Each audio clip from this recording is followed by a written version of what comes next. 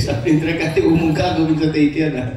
Parang pigil na pigil yung karakter mo doon. May nyinig, may kasama. Grabe siya. Isang eksena na nakita ko si Pedro. Hindi na ako, iba naman. Nangiinig yung buong katawan. Tanong mo na lang daw. Ganon.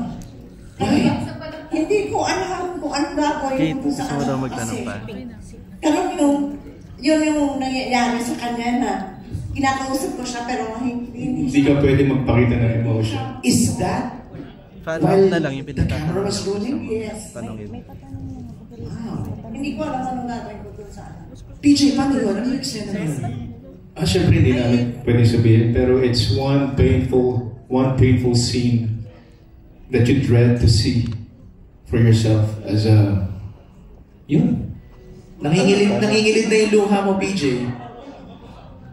Is that something that we have to watch out for? Hindi naman. Palipasin yung boses ko. Tama na guys, tama na. Nangingilid na si PJ eh. Okay, let's open the floor for questions. We have Daz. Hello, for Juan Carlos, Piolo, and Bel, kasi yung mga family movies ni Direk Cathy, may parang bawat anak may pinagdadaan. So ano yung pinagdadaanan ng mga characters nyo as anak dito? Baka mas-spoil na, pero what can you share? Ano yung pinagdadaanan ng inyong mga karakter bilang mga anak? Or ano ba? Si Bel daw makakasagot. Siyempre bilang bunso ni Mama at unika iha ni Mama, ako yung tipong tumatabi sa kanya pag matutulog siya. Siguro, as we saw naman sa trailer, no, we saw how Mama's struggling and suffering. Siguro yun isang conflict na naramdaman ng character ko. Most especially with my kuyas, na ako yung bunso, kita ko lahat ng perspective nila and opinions nila about kay Mama. I have to be the more neutral one. I would respect each and everyone's opinions regarding Mama and just to stay calm for Mama since I sleep with her every night. Ganun Mama's girl si Jerry dito eh. So, yun siguro yung isang conflict na pwede kong i-share. Pero meron pa. We saw that in the trailer, no? Parang nung nagkakagulo na sila, yes. ikaw yung huminto eh. Yeah, may ganung demeanor si Jerry na, okay, she needs to be the neutral one and understands everyone's perspective. Alam ng lahat yan. Sa magkakapatid, may ganun. Yes. Diba? Juan Carlos. Actually, with my character si Leo, meron din siyang bunso, complex, heavy on the self-doubt, heavy on questioning one's value, and siguro sa lahat ng magkakapatid, siya may pinakamakapal na maskara. In that sense siguro, yeah. Parang nagdating sa akin, correct me if I'm wrong, ikaw yung i-positivize sa akin to, parang siya yung optimistic. Nagbibigay ng lightness din sa film. Pero yun, actually, yung may pinakamakapal na maskara. Wow. Yeah. And everyone can relate to that. Again, may kapatid tayong gano'n. A member of the family na gano'n. PJ? I guess for my character, he was forced to grow up fast. He had to be independent. He had to stand for himself and live another life just to be able to support himself. And upon his, comeback to family, upon his return, it felt like an outsider. So, and then, the tragedy happened. Yung ganun, how do you face that kind of dilemma wherein, without giving away too much, dealing with your siblings, dealing with the situation.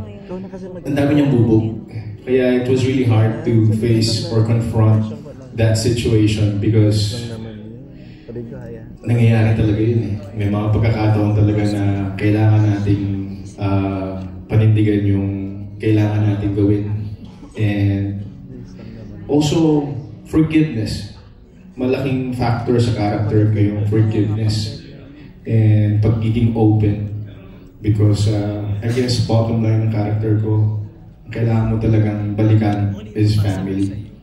family is always the one that would save you, that would make you feel complete.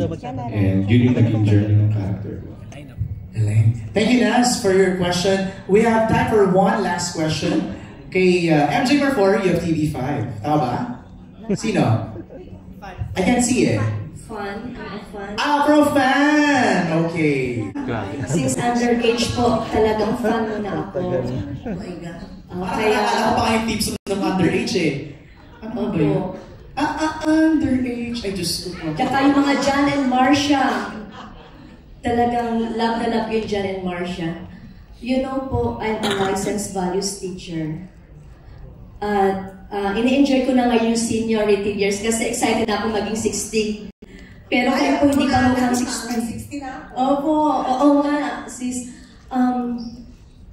Ano ang impact na gusto mong maiwan sa mga generation ngayon? Kasi since na nagsimula ka noon, kabataan mo, funny ka, masyado kang funny. Pero pagdating naman ng drama, sobra mo din galing. Kanina, umiiyak po talaga ako. Yung anak ko nandito, umiiyak din siya. Kasi ako, meron din akong sakit. Pero hindi ko iniintindi. Ayokong isipin yung sakit na yon. Kaya umiiyak ako kasi talagang alam natin na nasa half na tayo ng buhay natin. Bigyan tayo ni Lord ng 100 years. Thank you kasi nasa 50 plus na tayo. Pero we don't know. Pero ano yung impact po, Ma'am Maricel, na gusto mong iwan sa generation ngayon? Okay. We love you. I love you. Inay. Anong gusto ko maiwan sa kanila? Dahil ngayon nga yung mga tawag na Gen Z at saka Millennials. Yung mga, basta yung mga kabataan ngayon. Nahirapan ako, diba? Okay. Minsan, marami akong nakakasalubong ng mga bagets sa ganyan mga babae, naka-miniskirt sila, naka-ganyan sila, pag-bag sila, tapos babatiin nila ako. Nalapitan ko. Kasi sabi ko, ano ba ng mga magulang nyo kung nasaan kayo ngayon? Kasi siyempre, tumigil ang mga laughter, di ba? Seryoso bigla. Alam nyo, sabi ko, importante na malaman ng mga magulang ninyo kung nasaan kayo. Kasi siyempre, aandap ang kalooban yan, hindi alam kung sino kasama nyo, nasaan kayo, ano na ba nangyayari sa inyo. Huwag nyo naman detrahin ang mga nanay nyo. Sabi ko, isa lang naman ang hinihingi, yun lang, ibigay nyo na. Sabi ko, alam mo, nadatingan tayong tatanda kayo, magkakaroon kayo ng anak, magkakaroon kayo ng pamilya. Gusto nyo ba na kung ano yung ginagawa ninyo ngayon, gawin din sa inyo? Sabi ko, di ba hindi? Kaya, huwag nyo i-establish ang mama at ang papa nyo, daddy and mommy, diba? Huwag nyo silang pababayaan at dedetmahin na lang. Importante ang magulang, importante. Sobra. At sana, lagi nyo sinasabi sa mga magulang ninyo, kung gano'n nyo sila kamahal. Dahil sobra, walang magulang na nag-isip ng pangit sa mga anak nila. Kaya, minsan hindi nila alam para mag-meet lang yung ends, di ba?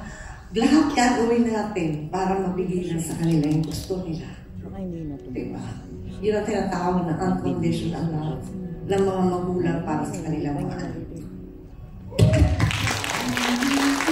Thank you very much for that question. Because it's very, very real. And ipinagpapasalamat ko sa Diyos dahil napaka-bless ko. Ang mga kasama ko, mababait na mga tao, mababait na mga bata. At nasisipag nila. At wala kang masabi na lang gagaling talaga nila. Ang galing-galing nila. Sa kanay, just want you to know that nagpapasalamat din kami that you're doing this project. You're gracing us with your brilliance in this meet, greet, and buy. Yeah, thank you agad. Ngayon pa lang, Nay. Maraming salamat. Maraming salamat. And my last question for Belle, Piolo, and Juan Carlos. If in real life, you're in that situation, what will you do? In that situation. Grabe, wait lang po. 5 minutes.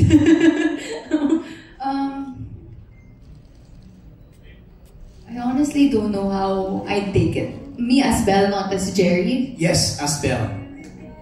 Grabe, ang strong ng characters namin dito. Ang strong ni Tupe, ni Brad, ni Leo, ni Jerry. Kasi just to go through that, To face it? Grabe.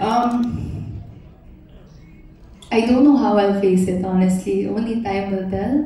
If I were in that situation, siguro I'll do my best to be strong. Not for me, but for my mama. Yes. Juan Carlos.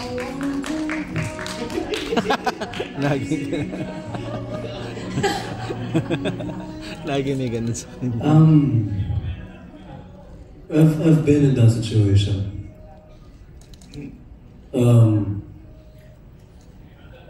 I was 12 and I did not know what to do. And I think that's okay. It's okay to not know what to do. There's no right or wrong answer. We all go through all of these different stories and different situations differently. We grieve differently. But at the very end of it, just always remember that you're never alone. That's it. PJ. When I lost my dad, I was 16, so I couldn't process it back then. But now that, facing this kind of situation, it was hard, and that's something na parang ayaw mong mangyari. So you're never prepared for it. But you have to be strong, not just for yourself, but for the loved one, especially your mom. No one is prepared for that. So, yun pa rin. Kailangan mong magpakita ng kalakasan. Kahit masakit. And it's hard. Yun lang.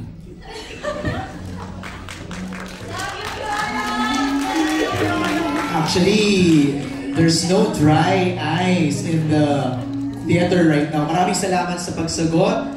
Thank you very much. At this point, we have a message from our brilliant director, Direk Kat.